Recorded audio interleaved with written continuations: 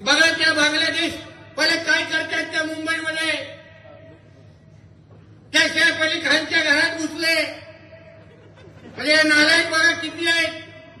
पहिलं फक्त नाक्यावर उभं राहायचे, आता घरात घुसायला लागलेले आहे.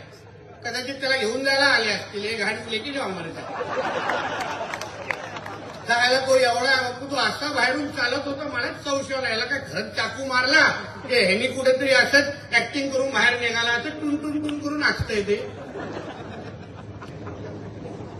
पण आजूबाजूला बघा, जेव्हा कुठल्या खानवर त्रास होतो, कुठला शाहरुख खान असेल, सैफ अली खान असेल, बघा सगळे कसे टिवटिव करायला लागतात. पण कुठल्या हिंदू कलाकारावर, कुठल्या त्या सुशांत सिंग राजपूतवर काय झालं, तो तुझा मुंबराच्या जितो नाही आला बिळाच्या बाहेर. ही तुमच्या बारामतीची ताई नाही आली तेव्हा बाहेर.